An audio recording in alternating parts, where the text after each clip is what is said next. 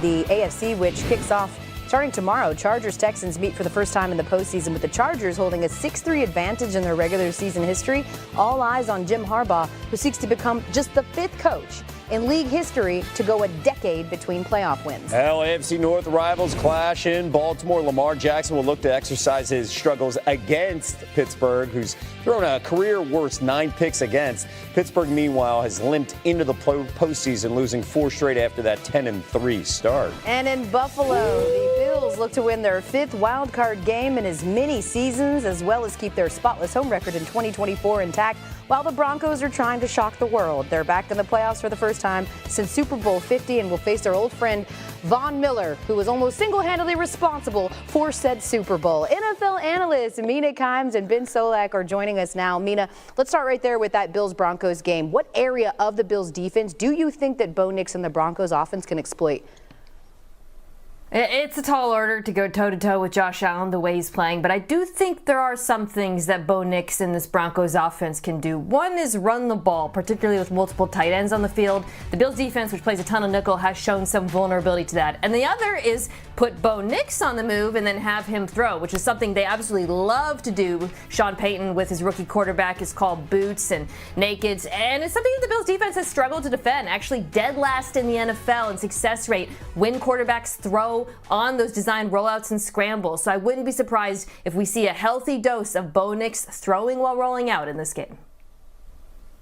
Mina said it's hard to play with Josh Allen at this level, and that's pretty much the long and the short of it, right? Josh has been unbelievable down the stretch, MVP candidate. He's been really good throwing to his backs, too, and that's something the Broncos struggle with. They're 10th in the league in terms of yards per route run given up to the backs. This is a blitz-heavy defense and a man-coverage-heavy defense, just like that Lions defense that Allen saw last month. Big explosive throw to Ty Johnson, big explosive throw to James Cook. Joe Brady is the OC there. Does such a nice job generating rub routes and traffic, releasing backs out of the backfield and getting targets for them down the field. Ty Johnson, the backup to James Cook, leads the league in yards per reception for running backs at 15.2. I think it's a big day for the Bills receiving backs out of the backfield. Yeah, you mentioned James Cook, Ben. 18 total touchdowns on the season so far. Okay, now the late game tomorrow night. Steelers-Ravens, 3rd time this season. Mina, what does the Steelers defense need to do better than they did in that Week 16 matchup where they lost in Baltimore?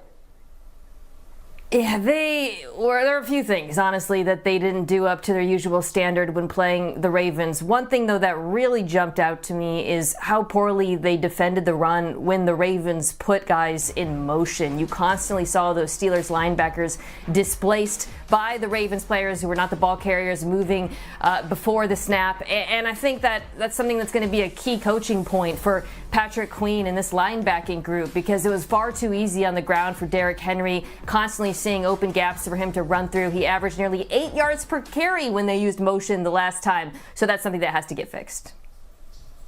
Listen, best way to beat Lamar Jackson and this Ravens offense, keep it on the sideline, right? Try to sustain some nice long drives. Let's shorten this game. That's tough to do against Baltimore because of how good the run defense is. So I like getting Russell Wilson on the move, right? I like the boot action, the rollouts, the scrambles. Firstly, it's easy completions, right? It's the ability to get just the tight end going into the flat, the back into the flat. Make sure we stay ahead of the sticks. And then it also gives Russ the ability to use his legs. He's 8th in the league this year in success rate on scrambles. We kind of thought the legs might be dead, right? The athleticism going there in Denver. It's come back a bit in Pittsburgh. So to me, roll out and boot series. Let Russ scramble. Don't take the bad sacks. Stay ahead of the sticks. Keep Lamar on the sideline. They're going to need him to move around because George Pickens, their quote-unquote number one, has just 50 total receiving yards in the Steelers' last 5 games, missing 3 of those due to injury. Of course, we start Wildcard Weekend, guys, with the Chargers in Texas tomorrow. Mina, what blueprint do you think Justin Herbert and the Chargers offense are going to utilize in this game?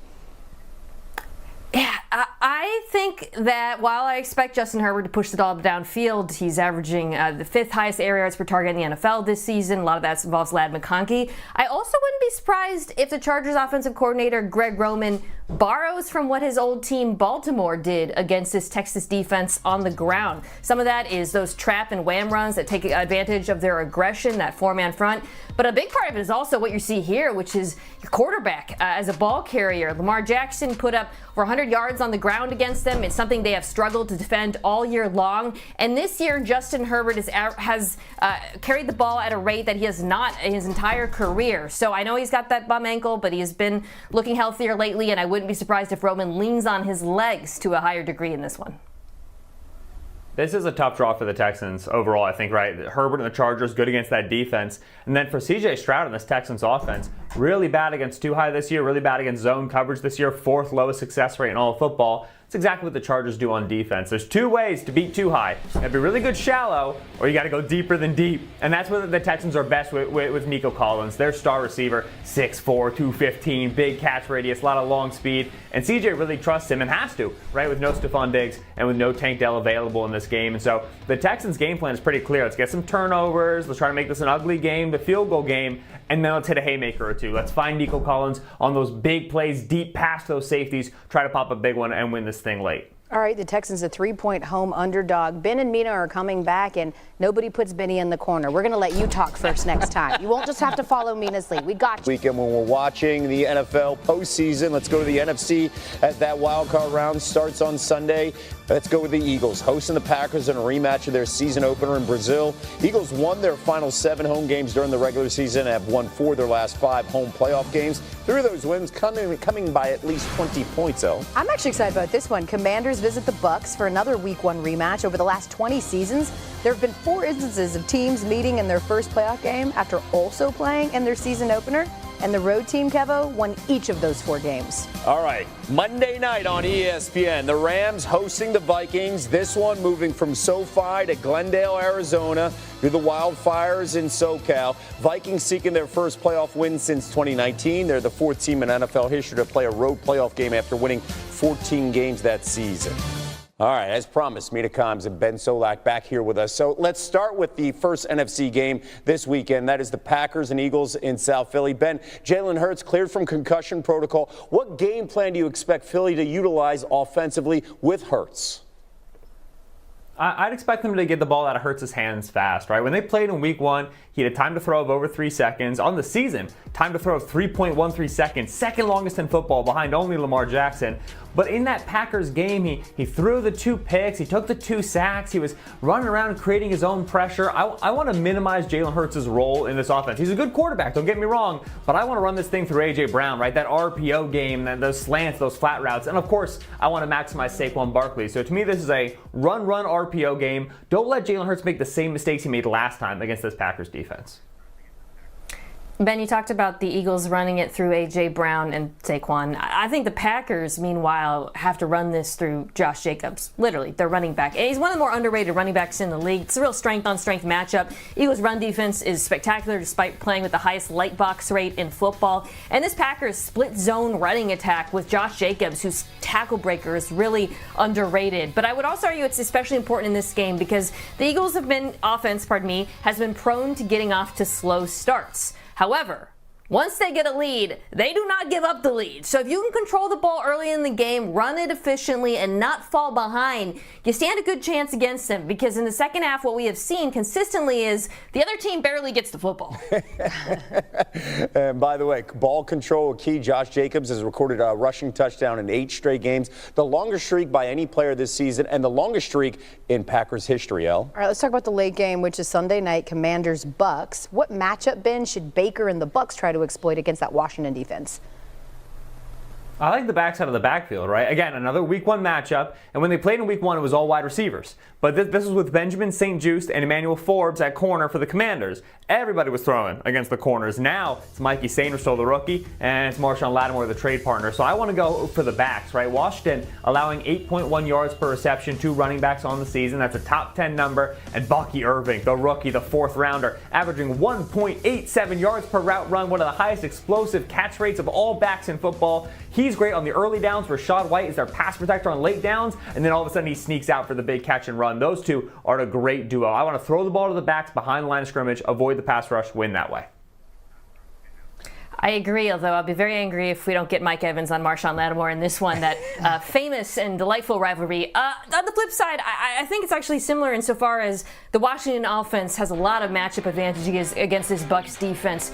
You go back and you watch the Week 1 tape, and then you realize none of this really is relevant anymore because Jane Daniels became such a different quarterback over the course of the season, particularly against the blitz. We know Todd Bowles loves to send extra rushers at anyone, not just young quarterbacks. Jane Daniels, 2nd in QBR this year against the Bliss. He was so good at diagnosing pressure, making good decisions, finding his answers, his hots, and I suspect we will see more of the game and more of the same, in this game. Yeah, I think one of the things I've been most impressed by with Jaden Daniels is it usually takes time for a fan base to curry enough confidence that their team is always in it. But he has 12 passing touchdowns in fourth quarter or overtime this season. That's tied with Baker for second most in the NFL. He's not playing like a rookie, man, right? at all. All right, final game of Wildcard Weekend, Monday Night Football between the Vikings and Rams on ESPN. Ben, what does this Vikings defense need to improve from their first meeting against L.A.? Yeah, pressure the quarterback. They pressured Matthew Stafford on 12% of his dropbacks in this game. That is the lowest for the Vikings defense in a game this season. That is the lowest for Matthew Stafford in a game this season. It was a Brian Flores defense struggling to get pressure on the quarterback. Stafford is so sharp at this point. He's such a veteran. He sees a lot of the blitz looks. He understands how to get rid of the ball underneath. And it was a great game from that Rams offensive line. If I'm Brian Flores, I look to my two edge rushers, all pro vote edge rushers. That's John Grenard and Andrew Van Ginkel, who I brought in as free agents. I need you to win on the outside. I want to be able to rush 4, win with my down defensive lineman. Got to pressure Stafford a little bit more in this one. On the flip side, the last time these teams played back in Week 8, you really saw Sam Darnold struggle when the Rams started getting pressure. A lot of that had to do with their left tackle, Christian Darrisaw, going out to injury. I think there are things that the Vikings can do to alleviate some of that pressure, one of which is play-action pass. The Rams are a bottom 5 defense against play-action. The Vikings have been very successful all year, not so much against Detroit. And along those similar lines, because it feeds into it, they have to do a better good job of running the football. I think the lack of a credible rushing threat against Detroit really hurt them, particularly because that Lions front was able to tee off on their play action. And you're going up against the Rams defense that is soft against the run in a lot of ways. If they can do a better job of keeping Sam Darnold out of those third and longs, I think they have a good chance of keeping that pressure, that fearsome Rams 4-man rush off them. We could talk football with you guys for the next hour. Yeah. Unfortunately, we got to go for much more of this dynamic duo. Check out Mina and Ben's Wild Card Preview podcast. They answer a ton of questions there. In fact, Ben just answered one for us as well. The question of how long you can keep up Christmas decorations. January 10th, apparently. My tree's still well done, Ben. My tree's still up. It's it makes you happy.